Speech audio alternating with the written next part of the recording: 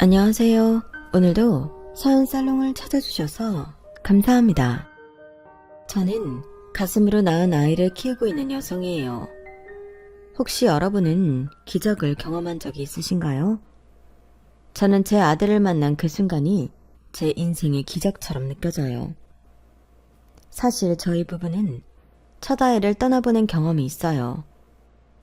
눈에 넣어도 아프지 않을 3살짜리 아들이 하루아침에 세상을 떠났을 때 저는 제 인생이 끝났다고 생각했어요.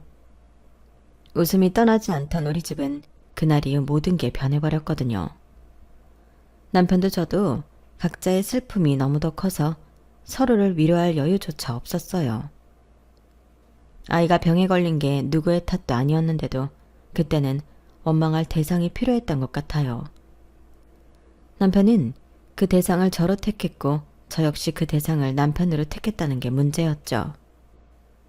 아이가 떠난 그날부터 우리 부부는 서로를 물어뜯고 모든 걸 상대의 탓으로 돌리면서 하루하루를 버텼던 것 같아요. 그렇게라도 하지 않으면 정말 죽을 것 같았거든요. 그랬던 우리 부부를 살린 건 다름 아닌 우리 둘째 아들이었어요. 우리 부부가 가슴으로 낳은 그 아이였죠.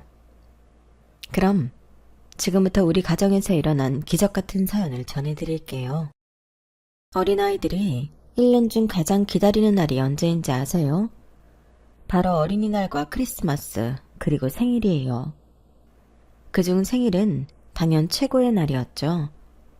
그만큼은 뭘 잘못해도 덜 혼나고 먹고 싶은 거, 가지고 싶은 걸 마음 놓고 사달라고 조를 수 있으니까요. 하지만 저는요, 제 생일날이 세상에서 제일 싫었어요. 그날은 제가 세상에 태어난 날이 아니라 부모한테 버려진 날이었기 때문이에요. 솔직히 저는 그날을 기억하지 못해요. 보육원 선생님이 얘기해 주셔서 그런가 보다 하고 있는 거죠. 제가 보육원에 오게 된 건 5살 무렵이었대요. 종점에 도착한 버스 뒷자리에 잠들어 있는 걸 버스 기사 아저씨가 파출소에 데려다 주셨고 밤이 되도록 저를 찾는 사람이 없자 시설에 임시로 보내졌다더군요. 임시 보호기간이 지나도록 제 부모님은 저를 찾아오지 않으셨어요. 그렇게 저는 시설에서 살게 된 거예요. 시설 원장님 말씀으로는 몇 살이냐고 묻는 말에 제가 손가락을 5개 펼쳐 보여서 5살이라는 걸 알 수 있었고 이름이 뭐냐는 말에 최수아라고 대답해서 제 이름을 알 수 있었다더군요. 하지만 너무 어려서 그랬는지 제 생일은 모르더래요. 그래서 생일은 임시보호소에 들어간 그날을 제 생일로 적으셨다고 했어요. 그러니 서류상 제 생일은 제가 버려진 날인 셈이었죠. 어릴 때야 그런 사실을 몰랐으니 생일이 되면 그저 좋은 줄로만 알았어요. 보육원 선생님이 케이크도 사주시고 조촐하게나마 생일 파티도 열어주셨거든요. 하지만 정확히 제 생일날 했던 건 아니고 같은 달에 생일이 있는 친구들을 하루 날 잡아서 공동 생일 파티를 열어주는 거였어요. 그래도 그때는 그런 생일이라도 신나고 좋더라고요. 중학교에 들어가면서 내 생일에 얽힌 비열을 듣고는 그렇게 좋아했던 생일날이 저주스럽게 느껴지기 시작했지만요. 비록 시설에서 부모 손이 아닌 선생님들과 자원봉사자분들의 도움을 받아 자라긴 했지만 제 입으로 고아라는 말을 안 하면 아무도 제가 어려운 환경에서 자란 아이라는 걸 모를 정도로 저는 구김이 없고 밝은 아이였어요. 천성이 그런 건지 아니면 어른들한테 이쁨 받으려고 본능적으로 그랬던 건지는 잘 모르겠지만요. 그런 성격 덕분에 저는 9살이 되던 해 입양이 되었어요. 양부모님은 약사부부였는데 아이가 생기지 않아서 마음고생을 하다가 입양을 결정하게 된 거였죠. 제가 있던 시설에 봉사활동으로 몇 번 오셨던 분들인데 아이들 중 유독 밝았던 제가 눈에 들었던가 봐요. 입양을 결심한 뒤에도 바로 저를 데려갈 수는 없어서 주말마다 시설에 찾아와 저와 함께 시간을 보내주셨어요.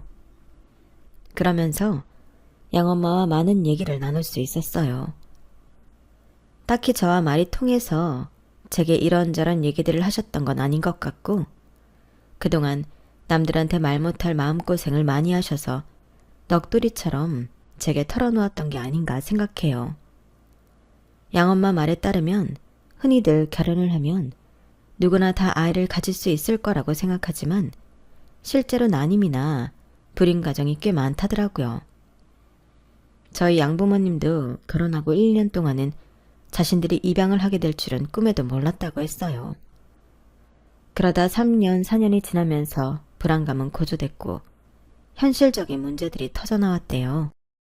당사자인 부부 사이의 갈등도 문제였지만 그보다는 자신들을 둘러싼 가족들 때문에 벌어진 문제가 많았대요. 특히 시어머니의 괴롭힘은 정도가 심해서 시댁에 갈 일이 생기면 전날부터 심장 박동이 빨라지고 소화가 안 된다고 했어요. 사실 저를 입양하는 것도 주위에는 숨긴 채 진행할 생각이라고 하더군요. 입양이 완료되면 시댁과 연도 끊고 연고 없는 곳으로 이사해서 평범한 가족으로 살고 싶다고요. 구김없이 밝은 저라면 그렇게 살 수 있을 것 같았다고 말이죠. 하지만 양어머니의 바람은 이루어지지 않았어요.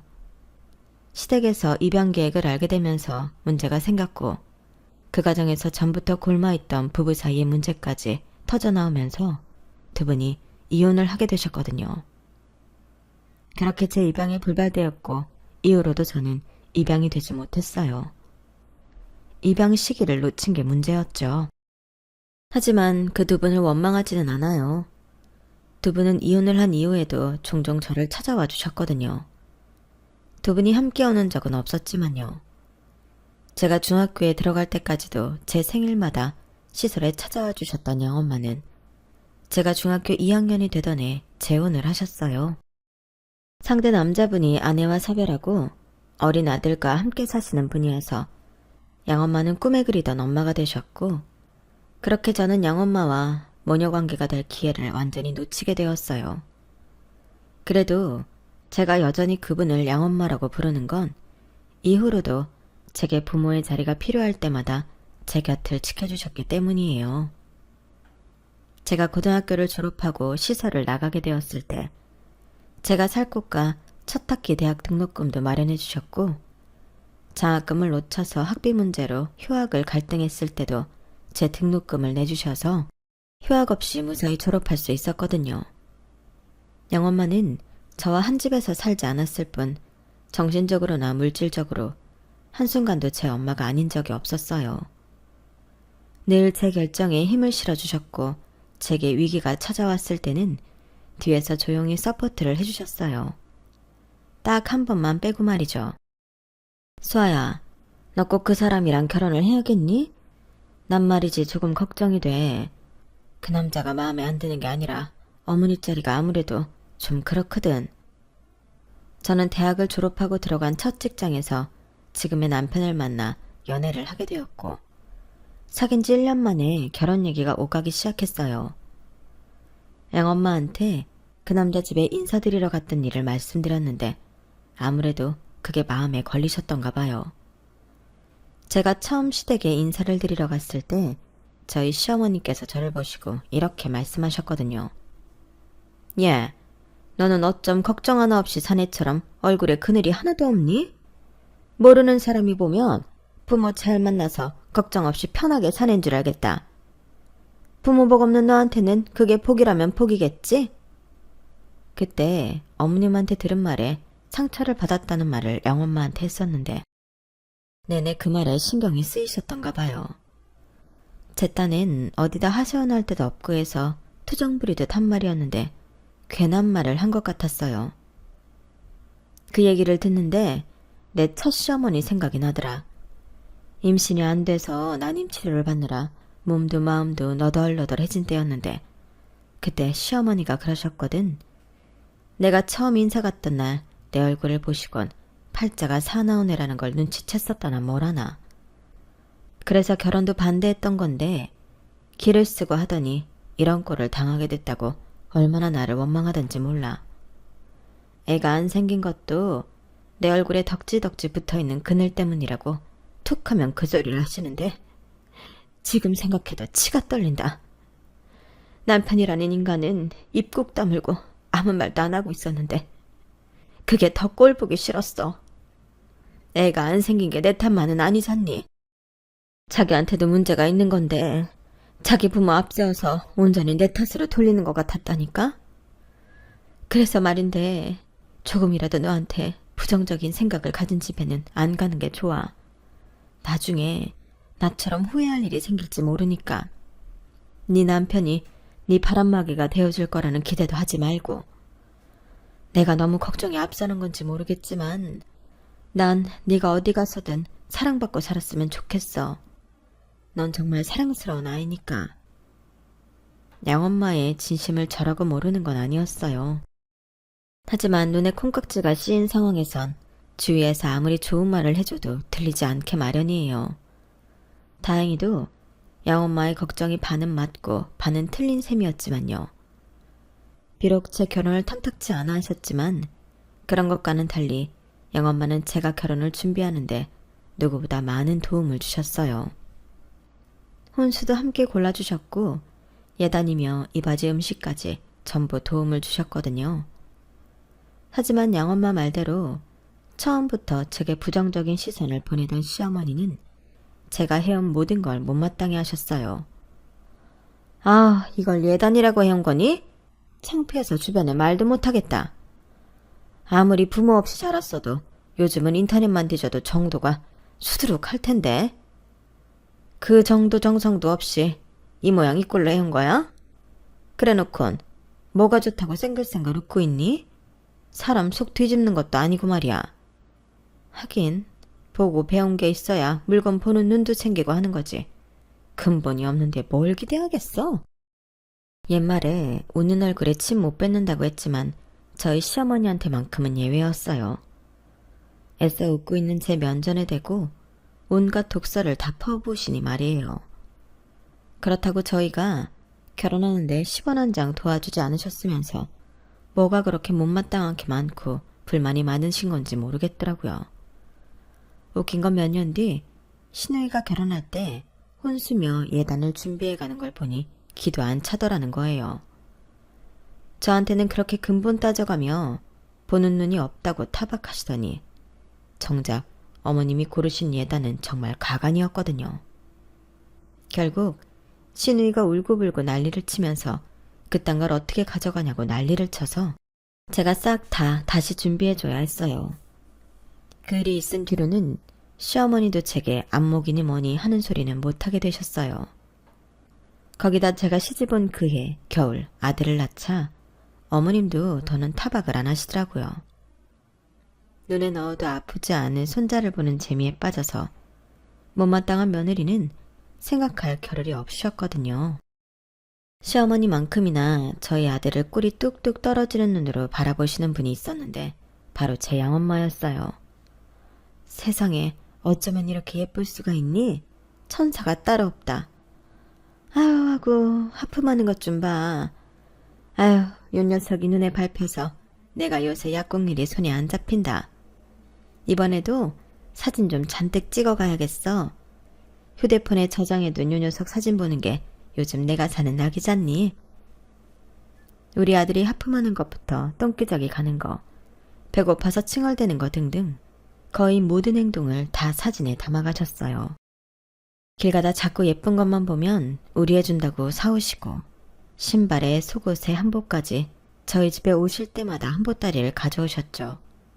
그것도 죄다 비싸고 좋은 것들로만요. 그래서 이제 그만 사오시라고 그랬더니 예, 내가 애들도 다 키운 마당에 내가 돈 쓸 데가 어딨니? 나한테 기쁨 주는 우리 손주인데 이 정도 못 해주겠어? 요 녀석 대학도 내가 보내줄 거야. 유학도 보내주고 첫 차도 내가 사줄 거라고.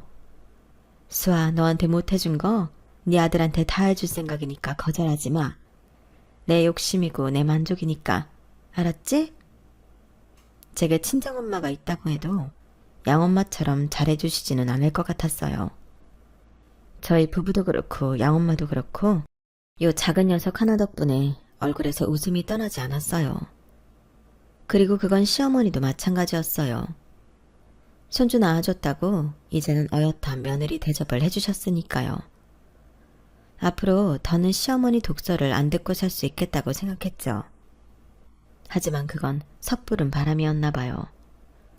폭풍 전 고요처럼 한동안 잠잠했던 날들이 지나고 제 인생에 있어서 가장 큰 시련이 닥쳐왔어요.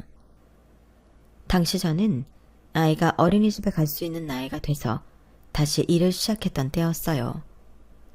3년 넘게 경력이 단절된 터라서 새로운 직장에 적응하느라 한창 바쁜 때였죠. 제 딴엔 일도 육아도 제대로 해보려고 노력을 했지만 몸이 마음을 따라주지 않았어요. 아무래도 집에서 살림만 하던 때보다는 아이한테 신경을 덜 쓰게 되었거든요. 그래도 다행인 게 우리 아들이 어린이집에 가는 걸 좋아했다는 거예요. 주변의 워킹맘들 얘기를 들어보면 아침에 어린이집에 가기 싫다고 떼쓰는 아이를 떼어놓고 출근하는 게 세상에서 가장 힘든 일이라고 하던데 저는 그런 걱정은 없었거든요. 어린이집 선생님들이 다들 좋은 분들이라서 우리 아이도 어린이집 가는 걸 기다릴 정도였으니 말이에요. 그러던 어느 날이었어요. 점심시간이 지난 무렵이었는데 어린이집에서 전화가 왔더라고요. 무슨 일이 있나 싶어 얼른 받았더니 글쎄 우리 애가 고열로 병원에 실려갔다는 거 있죠. 그 길로 반차를 내고 병원으로 달려갔어요. 병원에서는 몇 가지 검사를 진행했는데도 원인은 밝혀지지 않았어요. 열은 떨어지지 않고 아이 몸에는 수포까지 오르더니 입원한 지 이틀 만에 세상을 떠나고 만 거예요. 모든 게 마치 꿈 같았어요. 평소 어디가 아팠던 것도 아니고 그렇다고 검사에서 이상 소견이 나온 것도 아닌데 어떻게 사람이 죽을 수가 있냐고요. 여보, 우리 수빈이 죽은 거 아니지? 그럴 리가 없잖아. 병에 걸린 것도 아니고 단순히 열이 났을 뿐인데 어떻게 애가 그렇게 떠나? 이 병원에 잘난 의사들이 수두룩한데 어떻게 열 좀 났다고 애를 죽게 만드냐고. 난 못 믿겠어. 우리 수빈이 금방이라도 깨어날 것 같단 말이야. 헛개비처럼 축 늘어진 남편을 흔들면서 악을 쓰고 소리쳐봤지만 죽은 아들이 살아나지는 않았어요. 아들의 죽음도 믿어지지 않는데 마음을 추스를 겨를도 없이 장례식이 진행됐고 시누이와 함께 장례식장으로 달려온 시어머니는 저를 보자마자 욕설을 퍼부었어요. 이년아, 이 박복한 년아, 재수온 붙은 이년 팔자 때문에 생때 같은 내 손자가 죽은 거야.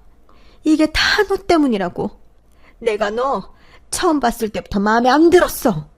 부모한테 버림받은 재수없는 년을 우리 집에 들이는 게 아니었다고. 살려내라 이년아. 내 손자 살려내.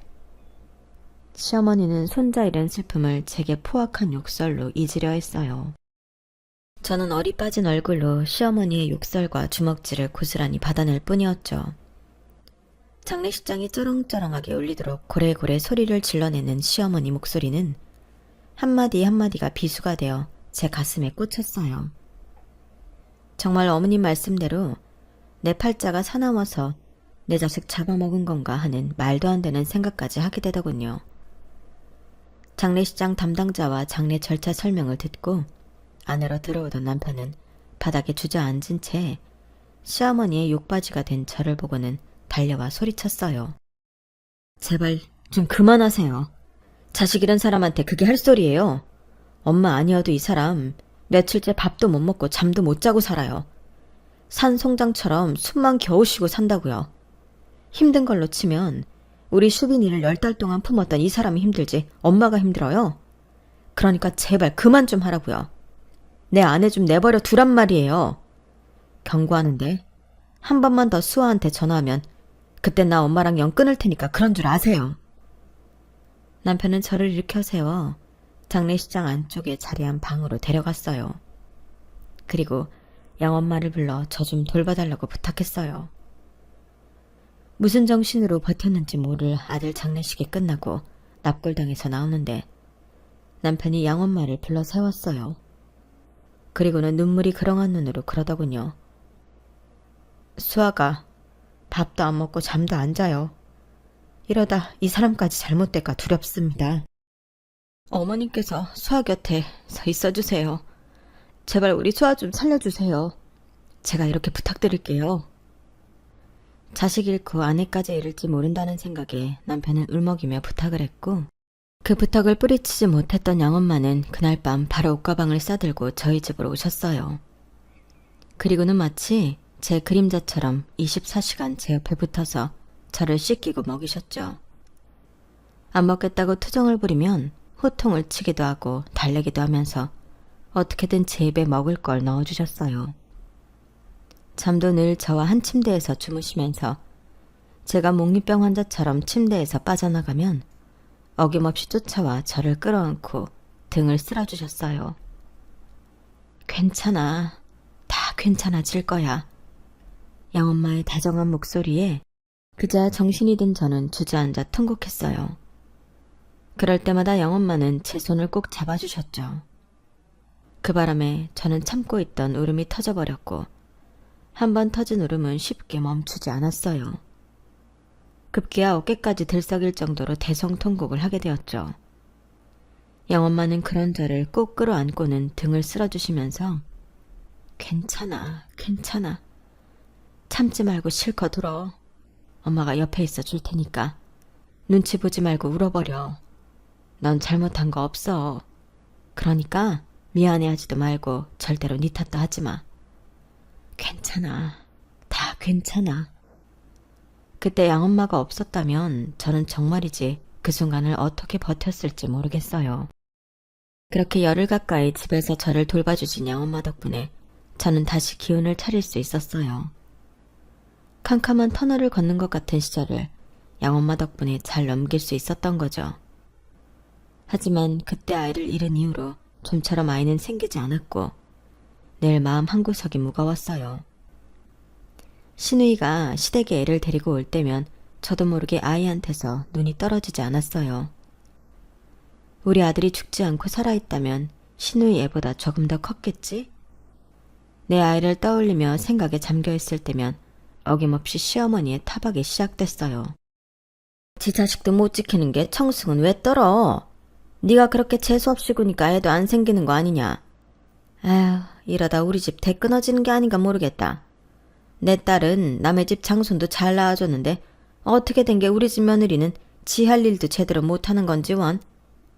나는 네 나이 때 밭일에 집안일에 내 할 일 다 하면서도 아들 딸 낳아 키우고 시부모 부양까지 했다. 근데 넌 뭐 하는 게 있다고 생떼 같은 자식을 잃어놓고도 다시 애 낳을 생각을 안 해. 정 네가 못 낳겠으면 우리 승우더러 밖에서라도 애 낳으라고 그래라. 이때다 싶었는지 어머님은 돌림노래처럼 끊임없이 잔소리를 이어가셨고 참다 못한 남편이 나서서 말을 끊었어요. 그게 무슨 말 같자는 소리예요. 내가 왜 밖에서 애를 낳아와요? 애 안 생기는 게 이 사람 탓인 줄 알아요? 다 내 탓이라고요. 그러니까 다시는 내 아내한테 그딴 소리 하지 마세요. 안 그래도 겨우 버티고 사는 사람한테 어떻게 엄마는 볼 때마다 못 잡아먹어서 안달이세요? 사람이 그러는 거 아니에요. 엄마가 계속 이런 식으로 나오면 앞으로 나도 수아도 이 집에 발길 끊을 거예요. 남편의 경고가 있었음에도 어머님은 이후에도 틈만 나면 애 문제로 저를 타박하셨고 결국 남편과 저는 극단의 결정을 내렸어요. 입양을 하기로 한 거였죠. 양엄마의 권유로 제가 자란 시설에 가서 종종 아이들을 볼보곤 했는데 그 아이들 중 유독 제 눈에 밟히는 아이가 있었거든요. 세상을 떠난 아들과 같은 해에 태어난 아이인데 생김새는 달라도 이상하게 우리 아들을 떠오르게 했어요. 뭐랄까, 마치 처음부터 우리 부부한테 와야 할 아이 같았다고 할까요? 저뿐만 아니라 남편도 그와 비슷한 감정을 느껴서 입양을 진지하게 생각하던 참이었는데 어머님이 애 안 낳는다고 타박까지 하시니 차라리 잘 됐다 싶었어요. 원장님께 말씀드려 입양 의사를 전하고 정식 절차를 밟아 아이를 집에 데려올 수 있었어요. 아이가 어느 정도 상황 파악이 가능한 나이였기 때문에 처음에는 저희 집이 낯설었는지 어색해하는 것 같았지만 조금씩 적응을 해나가는 것 같아서 다행이다 싶었어요. 재민아, 사실은 말이야. 엄마도 재민이가 자란 시설에서 자랐어. 재민이 나이에 좋은 양부모님한테 입양될 뻔하기도 했었고 물론 잘 안 되긴 했지만 그때 양엄마와는 아직도 엄마랑 딸처럼 지낸다? 우리 재민이가 지금 당장은 엄마 아빠도 그렇고 이 집도 그렇고 낯설지 모르지만 시간이 지나면 많이 편해질 거야. 엄마도 재민이랑 같이 노력할게. 저 또한 어릴 때 느껴봤던 심정이기에 재민이의 마음이 어떨지 대략 가늠이 됐어요. 그래서 일단은 아이가 안정감을 느낄 수 있도록 밤에 잠도 같이 자고 가급적 칭찬과 스킨십을 많이 해주었어요. 그랬더니 아이도 조금씩 제가 편해졌는지 처음엔 행동할 때마다 자꾸 눈치를 보던 아이가 이제는 제 방에 있는 장난감이며 책, 옷가지를 눈치 보지 않고 사용하게 되었어요. 그렇게 하나씩 자신의 걸로 받아들이기 시작하면서 우리 부부와도 많이 가까워지게 되었죠. 뿐만 아니라 저희 양엄마와도요.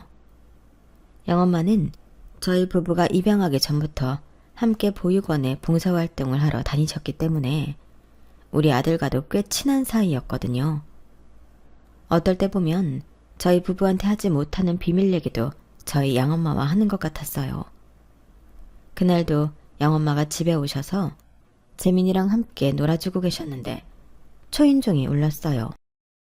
월패들을 보니 시누이더라고요. 좀처럼 저희 집에 찾아오는 일이 없던 시누이의 방문이라서 좀 의아했어요. 평소 시어머니만큼은 아니어도 그 못지않게 제게 적대적이던 시누이가 그날은 웬일인지 꼬랑지를 팍 내리고 제 앞에서 살살 기지 뭐예요. 이상하다 싶었는데 아니나 다를까 양엄마가 재민이를 데리고 방으로 들어가자 대뜸 돈 얘기를 꺼내더라고요. 오키 언니, 나 돈 좀 빌려줘요. 우리 그 직장 그만두고 나와서 회사 차리겠다는데 돈이 좀 부족해요. 요즘 시어머니가 하루가 멀다 하고 집에 와서는 친정에 가서 돈 구해오라고 들들 볶는다니까요. 안 그래도 친정이 기운다고 평소에도 무시하는데 이젠 그이까지 나서서 처가덕 좀 보자고 난리네요. 엄마한테 말해봤자 돈 나올 구멍은 없고 할 수 있나요? 올케 언니한테 부탁할 밖에. 아가씨, 사정은 딱하지만 저희라고 형편이 되나요? 저도 그이도 일반 회사원일 뿐이잖아요. 도움 못 돼서 미안해요, 아가씨. 그러자 시누이가 양엄마와 재민이가 있는 방 쪽을 쓱 보더니 그러는 거예요. 언니 양어머니 말이에요. 강남에 건물도 가지고 있다던데 언니가 나 대신 돈 좀 빌려달라고 그러면 안 돼요? 언니가 그렇게만 해주면 내가 그 은혜 절대 안 잊을게요. 엄마가 재빈이 입양했다고 툭 하면 뭐라고 하는 것도 내가 중간에서 다 막아준다니까요. 그러니까 언니 나 좀 도와줘요. 저희가 신혼 때부터 살던 전셋집을 나와 지금 사는 아파트를 살 때 이미 양엄마의 도움을 받았던 터라 또다시 돈 문제로 신경 쓰시게 하고 싶지 않았어요. 더군다나 시누이라면 돈이 있어도 안 빌려주고 싶은 심정이기도 했고요. 그래서 거절을 했더니 애처럼 울먹이며 돌아가더라고요. 그런데 그 일이 있고 얼마 뒤 돈을 어디서 구했는지 시누이 남편이 회사를 차렸다는 연락이 온 거예요. 잘됐다 싶으면서도 한편으로는 이번에 돈 안 빌려준 걸로 시누이가 한동안 못살게 굴겠구나 싶었죠. 그런데 웬걸? 시댁에서 마주칠 때마다 오히려 제게 살갑게 굴더라고요. 어머님이 제게 한 소리 하시면 자기가 나서서 말을 끊기도 하고 가끔은 어머님 들으시도록 제 칭찬도 하고 말이죠. 해가 서쪽에서 뜰 일이다 생각했어요.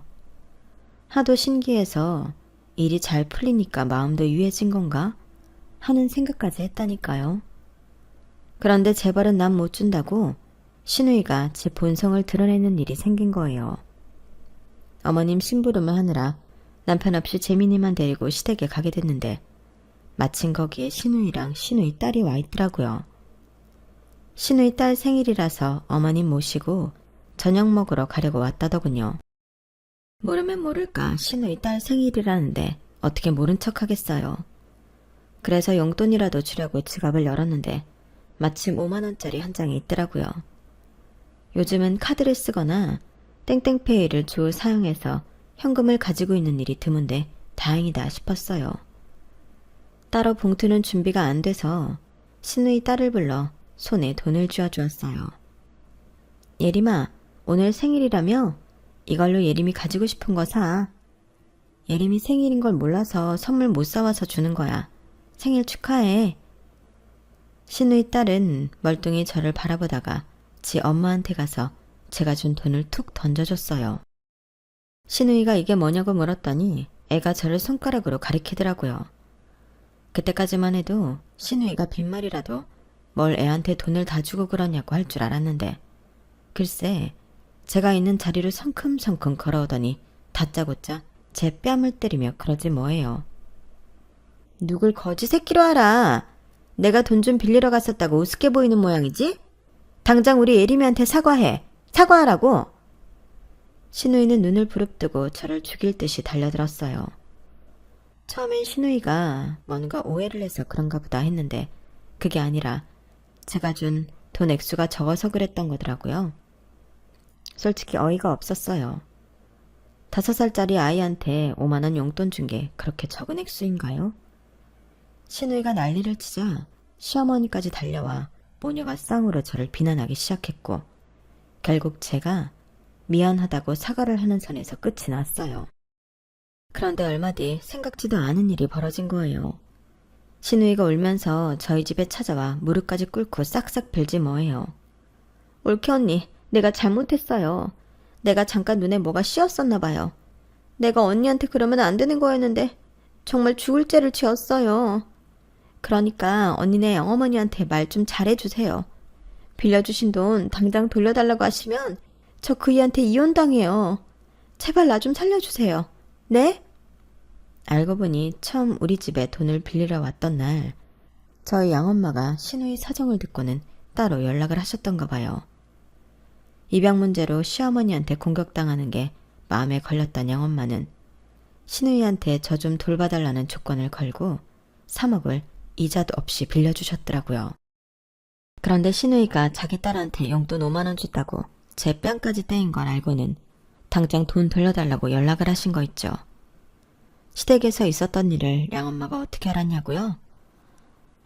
그게 참 우리 재민이를 통해서 아셨더라고요. 외할머니가 고모가 엄마 괴롭히면 말해달라고 그랬어. 외할머니가 혼내주신다고. 그때 고모가 엄마 막 때렸잖아. 그래서 내가 외할머니한테 말해줬지. 초롱초롱한 눈으로 또박또박 말하는 재민이를 보니 기분이 참 묘하더라고요. 그 어린 게 엄마를 지키겠다고 외할머니의 간자노릇을 했다는 게 귀엽기도 하고 기특하기도 해서 울컥한 거 있죠. 결국 양엄마는 신우이한테 빌려줬던 돈을 고스란히 돌려받으셨어요. 그 바람에 이혼을 당하지 않을까 걱정했던 신우이는 다행히 이혼은 면했지만 시댁에서 찬밥 신세가 됐다고 하더군요. 그리고 그날 제가 시댁에서 신우이와 어머님한테 당한 일을 재민이를 통해 전해들은 남편은 불같이 화를 내며 시댁과 연을 끊어버렸어요. 이런 사정을 다 들으신 양엄마는 제게 그러시더군요. 전직약 쌓인 내가 무슨 돈이 있어서 네 신우이한테 3억이나 빌려줬는지 아니? 나 강남에 건물 있거든. 강남 알짜배기 땅에 있는 그 건물 말이야. 내가 어떻게 얻었는지 알아? 재혼하기 전에 시어머니께서 나를 불러 그러시더라. 내 배로 애 안 낳고 전처 자식 둘 잘 키워주면 자신 소유의 강남 빌딩 내 앞으로 해주시겠다고. 그래서 그러겠다고 했어. 너도 알다시피 내가 애를 못 갖잖니. 안 낳는 거나 못 낳는 거나 어쨌든 간에 시어머니 소원 들어드리면 되는 거 아닌가 싶어서 입 꾹 다물었지 뭐. 세상 참 재밌어. 첫 번째 시어머니는 내가 애 못 낳는다고 날 내쫓아냈는데 두 번째 시어머니는 애 안 낳는다고 건물까지 주시니 말이야. 인생은 살고 볼 일이다.